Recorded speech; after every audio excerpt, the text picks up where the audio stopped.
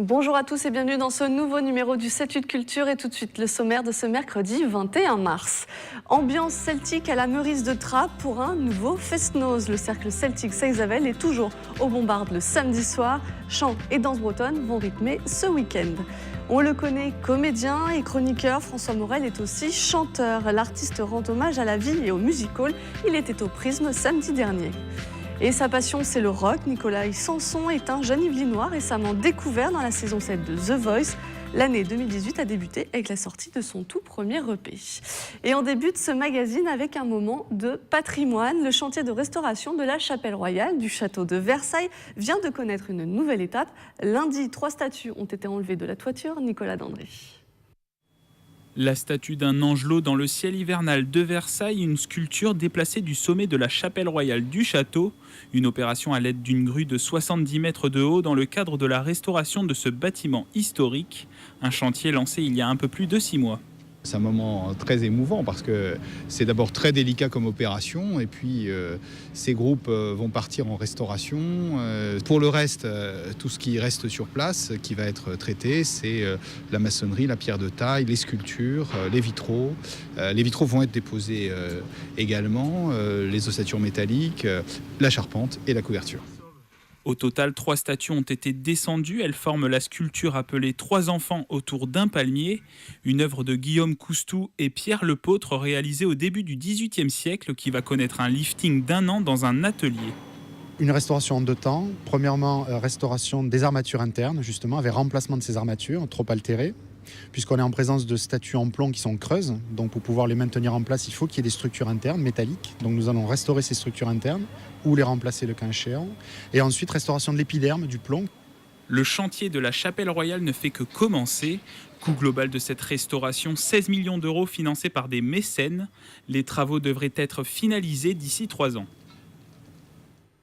Cornemuse, bombarde, guitare, 2 soirs pour fêter la Bretagne. Ce week-end, c'est le Fest-Noz, la fête de nuit. Des duos, des quartets, des bagades, ils sont tous à écouter à la Meurice de Trappes. Et pour en parler avec nous, Christian Etienne, le vice-président du cercle celtique Seizavel. Bonjour. Bonsoir. Alors c'est une programmation très riche encore cette année. Très riche, parce que les musiques sont variées en Bretagne, surtout au niveau des groupes musicaux. Parce que le groupe leader qui va passer à la Meurice samedi soir mélange les instruments modernes et les instruments traditionnels. Et puis on va aller vers des couples de sonneurs, qui est la tradition en Bretagne, c'est-à-dire que vous avez un joueur de bombarde et de biniou. Et c'est un rendez-vous qui a déjà plus de 20 ans, parce que le premier a été lancé en 96. Oui, c'est la 23e édition. Donc c'est-à-dire que la musique celtique, la musique bretonne, c'est pas que pour les Bretons? Non, c'est pour non, tout le monde. tout à fait. Il y a beaucoup de gens qui ne sont pas d'origine bretonne et qui adhèrent à cette culture. Et c'est une définition qu'on en a dans le cercle celtique Seizavel de Trappes, c'est d'accueillir toutes les personnes qui aiment la culture bretonne. Et justement, qu'est-ce qui attire? C'est la joie c'est une musique très enthousiaste? Oui, voilà, c'est un plaisir d'être ensemble. En plus, voilà, ce sont beaucoup de danses collectives, parce que voilà, les danses paysannes étaient faites après les travaux des champs, et on avait pour habitude de se tenir par le bras. Voilà, c'était la collectivité. Surtout que Seizavel, c'est beaucoup de danse. Donc ce soir-là, vous apprenez au public à danser? Non. Ils sont autonomes, totalement autonomes. Nous, on est pris à d'autres tâches. C'est-à-dire que beaucoup de danseuses sont aux crêpes. Moi, je serai à l'accueil sur le parking dans la première heure. Et puis, les autres personnes sont dans la salle pour organiser le Fest-Noz, annoncer les groupes qui vont passer sur scène et bien d'autres tâches. Et cette année, donc ça se passe le 24 mars, et il y a 7 groupes et artistes en fonction de la composition. Alors il y a, vous m'interrompez si je me trompe sur la prononciation, Casdal, Yann Boula, Ludovic Rio, Daniel Leféon, Erwan Mengui, Dizano. Ah, voilà, il y a une subtilité. La petite prononciation, Marie et Christine, le bagad de Saint-Quentin-en-Yvelines et bien sûr que le cercle celtique de Seizavel. Ils viennent tous de Saint-Quentin-en-Yvelines? Alors non, ils viennent pour la plupart des duos sont des groupes de Bretagne. Et puis, vous avez cité quelques personnes qui sont bien connues à Seyzabel, qui sont reparties en Bretagne parce qu'ils ont pris pour certaines leur retraite, d'autres pour des raisons de travail, hein, ils sont retournés là-bas, et ils n'arrivent pas à couper le cordon avec Seyzabel, et ils reviennent se produire au Fest-Noz de Trappes. Vous avez Marie, entre autres, qui a été danseuse, musicienne, chanteuse à Seyzabel, et qui a participé à des concours de danse avec nous, et qui revient chanter avec le duo, Marie et Christine. Voilà. C'est un rendez-vous à ne pas manquer. J'imagine qu'on en parlait juste avant l'émission, parfois jusqu'à 500 personnes qui se déplacent. La plus grande capacité qu'on ait pu avoir, c'est avec les Sonneriennes du, il y a quelques années, mais les Sonneriennes du historiques, on va dire, voilà, parce que la formation a bien changé depuis, et on a accueilli jusqu'à 700 personnes. Alors, en 2015, il y a un Baguette, lui qui est à Vannes, qui gagne un télécrochet, celui d'Incroyable Talent. Est-ce que vous, au sein de Seyzabel, vous avez eu peut-être un engouement pour la musique bretonne, des personnes qui sont venues chercher pour s'inspirer de cette tradition? Alors oui, ça, c'est chez les jeunes, quelquefois, et même chez d'autres personnes, ça sollicite un petit réveil de fait qu'ils aient des origines ou qui sont sensibles à cette musique et qui intègrent la formation de musique que l'on a, qui sont donnés bénévolement. Bon, il y a une cotisation pour l'association, mais qui sont donnés bénévolement par des sonneurs de Seyzabel à l'école de musique de Trappes tous les lundis soirs. Ce sont des danses rigoureuses, exigeantes, qui s'apprennent très vite. C'est des pas de base. Pour certaines, elles s'apprennent très vite, parce que quand on accueille les jeunes à la rentrée de septembre, on peut dire qu'on leur apprend à peu près jusqu'à 5 ou 6 danses dans le premier trimestre. Et pour les meilleurs, ça peut aller au-delà, pour qu'ils puissent participer au Fest-Noz, voilà, pour qu'ils puissent s'intégrer facilement dans cette soirée. On en vient très vite à danser. Alors cette année, c'est une double soirée. Il y a la vôtre le samedi 24 mars et le vendredi 23 mars à la Meurize, il y a aussi le Celtic Social Club. Oui, donc c'est une volonté de Francis Coster, qui est donc le directeur de la Meurize, et qui voulait marquer un week-end de la culture celtique, parce qu'il trouve que notre présence à Trappes a une forte connotation, parce que effectivement la création du cercle est due du fait qu'il y a eu une présence bretonne très importante à Trappes, du fait du dépôt de locomotives qu'il y avait à l'époque et de la gare de triage de Trappes. Merci beaucoup Christian Etienne. Alors pour découvrir un peu plus de la culture bretonne, le Fest-Noz de Seyzabel débute à 20h15 samedi 24 mars. Inoubliable membre des Deschiens, le comédien François Morel est aussi un chanteur. Sur scène, il rend un hommage facétieux au music-hall et à la vie. L'artiste était au Prisme d'Elancourt samedi dernier. Nicolas Dandry pour les images. Un peu partout solitaire, un peu partout perdu, une seconde sur la terre, suspendue. François Morel vous raconte des histoires, celles d'une vie, de plusieurs vies. Le comédien devient chanteur et célèbre la vie en jouant avec tous ses aspects. L'intérêt d'un récital, c'est de pouvoir jouer un peu sur des sensibilités différentes. C'est un petit peu les montagnes russes, un spectacle de chansons, c'est-à-dire qu'on peut faire une chanson très légère, humoristique, et juste après une chanson plus pathétique, et puis revenir à une chanson comique, etc. Et donc c'est le plaisir de jouer avec les différents sentiments. Mais je ne peux pas dire qu'il y a eu une seule source d'inspiration, il y en a plein. Un récital à l'ancienne en hommage au music-hall, accompagné de 3 plurimusiciens, celui qu'on connaît comédien et chroniqueur, valse en humour et revient à ses premières amours. Il pleut, on ne sait pas quoi faire, de toute façon, on n'a jamais le droit de rien faire.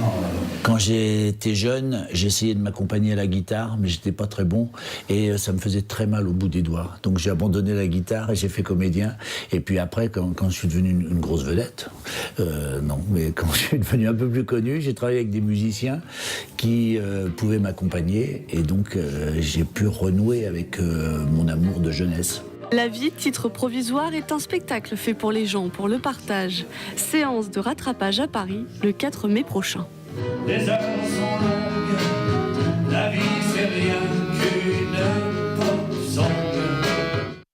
Et on continue ce 7-8 culture avec notre nouvel invité, un jeune talent yvelinois, Nicolas Sanson. Bonjour. Bonjour. Alors, vous avez tout juste 20 ans. Le public vous a peut-être découvert ces derniers mois sur une autre chaîne de télévision parce que vous avez participé à la saison 7 de The Voice.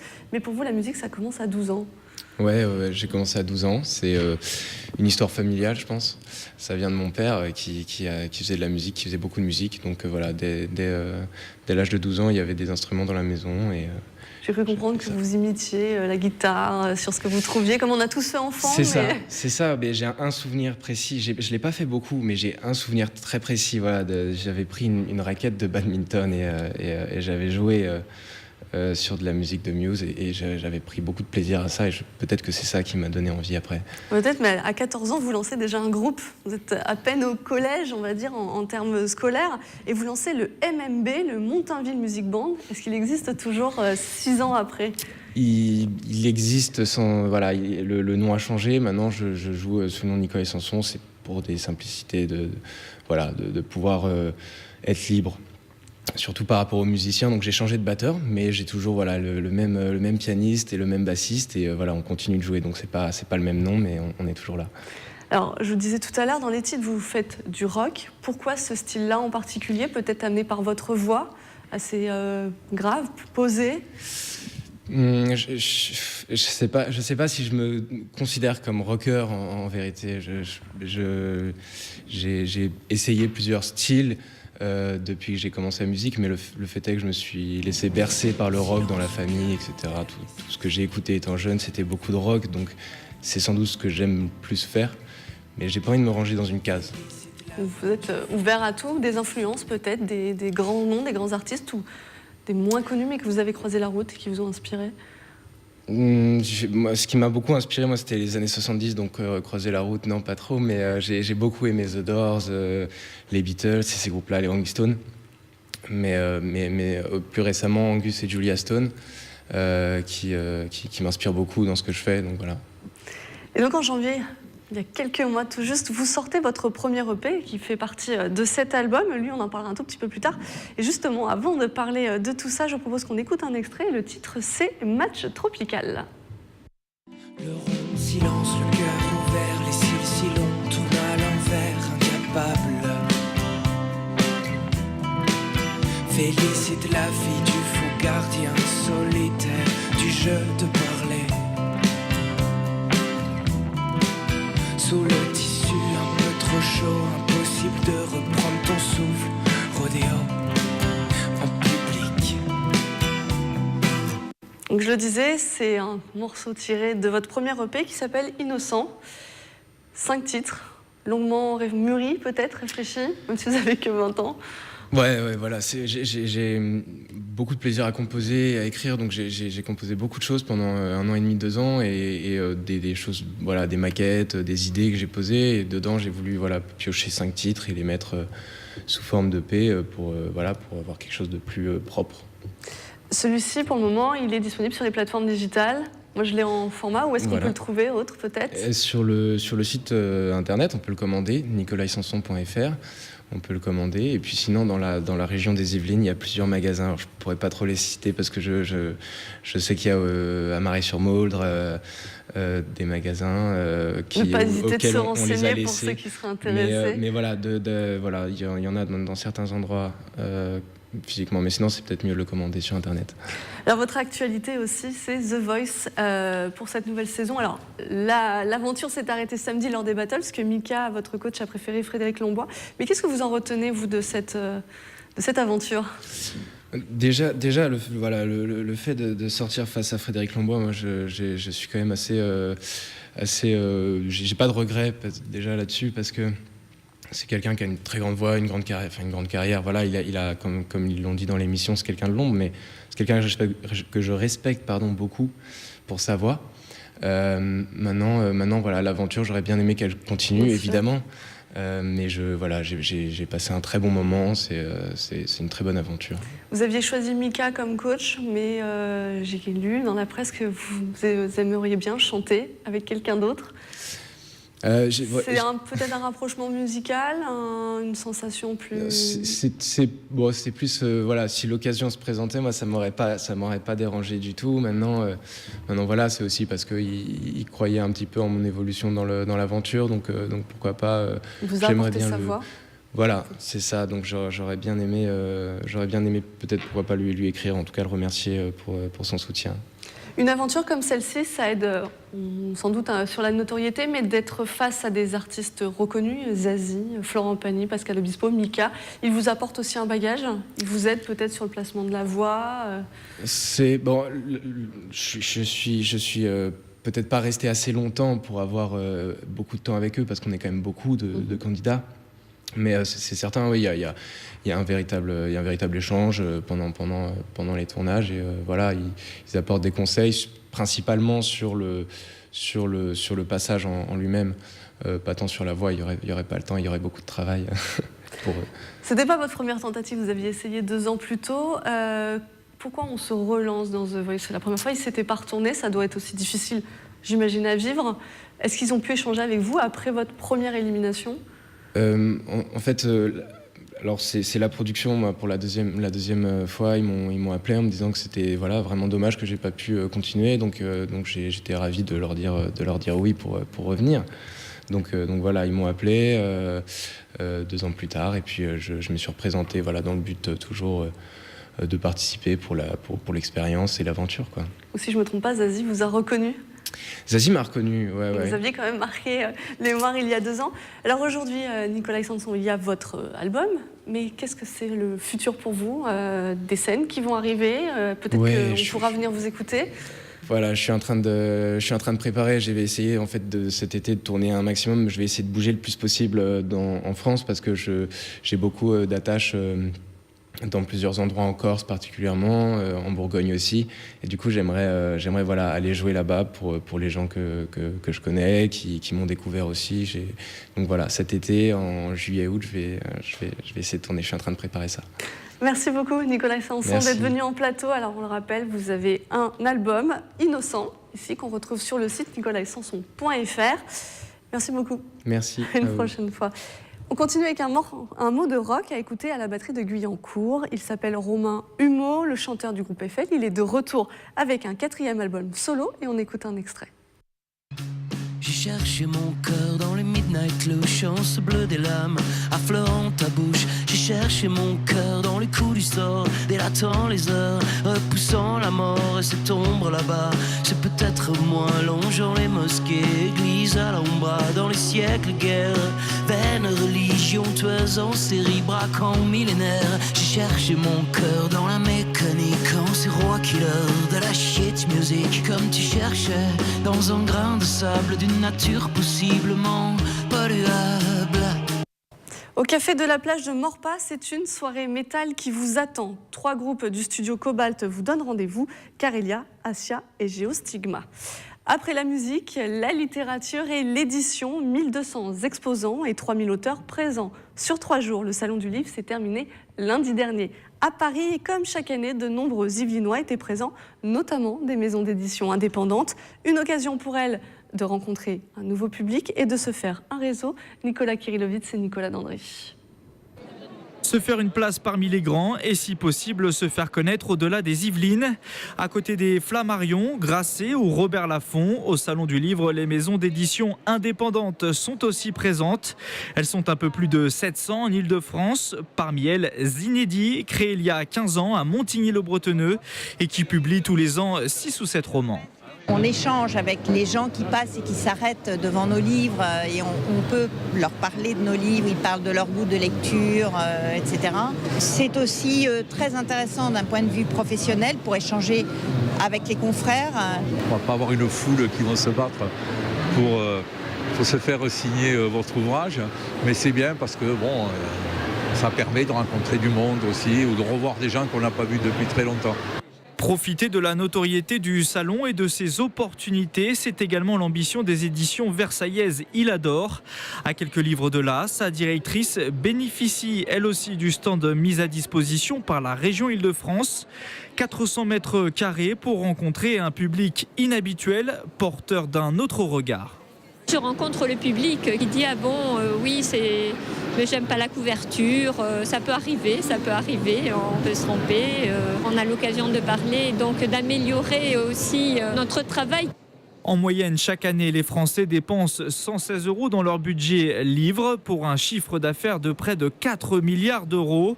Une manne financière dont profite largement l'Île-de-France. La région accapare à elle toute seule un tiers de cette somme.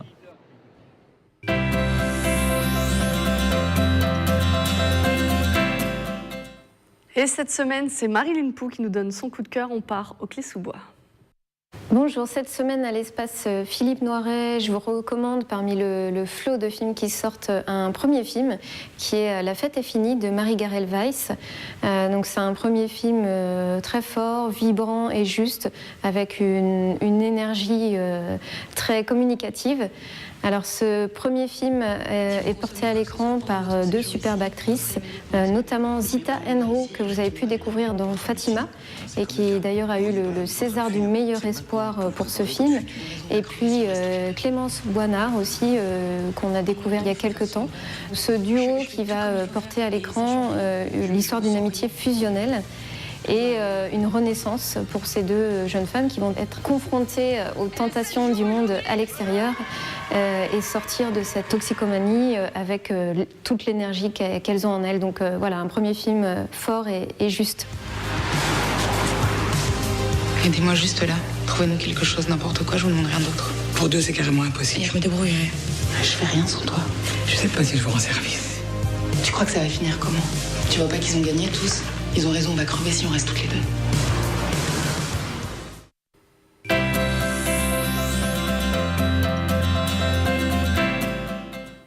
Du 23 au 30 mars, c'est le Rire Soleil, un festival pour rire autour de Raymond DeVos. 4 spectacles sont proposés sur 4 communes yvelinoises. Le Moliérisé Éric Bouvron en signe la direction artistique. Et on écoute l'ambassadrice du festival. Elle était l'invitée du 7-8 Journal du mardi 20 mars. Je pense qu'aujourd'hui, beaucoup de gens en ont besoin. En même temps, on passe des messages par le rire. Donc voilà, c'est important aussi de pouvoir donner des formes différentes au rire, puisque effectivement les gens aujourd'hui, la vie est difficile, peut-être pas, mais en tout cas pas facile, aussi intéressante soit-elle. Et c'est vrai qu'avec le rire, on peut passer beaucoup de messages. Une visite guidée inédite, le musée de la ville de Saint-Quentin en Yvelines vous fait découvrir les coulisses de l'immeuble Edison qui accueille notamment notre chaîne TV78. 2 heures de déambulation dans les locaux à faire avec une réservation. Et au théâtre de Cher d'Elancourt, le jeune Ali reçoit une leçon de géographie. Un garçon de 13 ans qui ne connaît que le sable, la poussière et le vent sec. Un conte à découvrir samedi 24 mars. La compagnie Pyramide imagine sa danse comme un poème. Chaque mouvement est une lettre dans Index. Les livres prennent la poussière et les danseurs y mêlent danse hip-hop, mime et détournement d'objets. Regardez.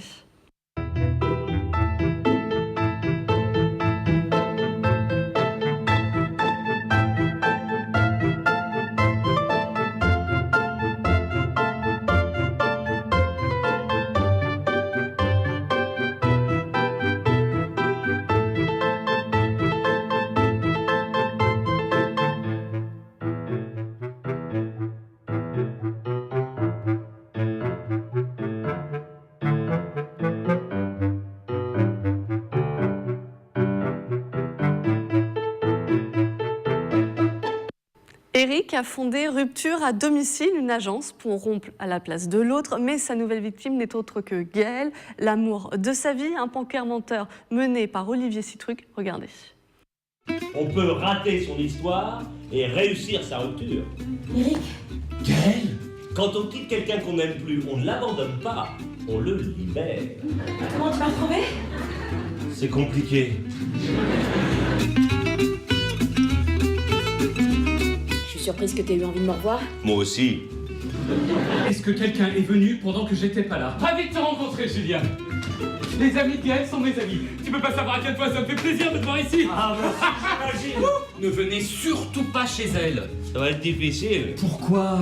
Je suis déjà sur place. C'est la fin de ce 7-8 Culture. Merci de nous avoir suivis. Il est à retrouver sur le site internet de la chaîne tv78.com et on se retrouve mercredi prochain pour un nouveau numéro.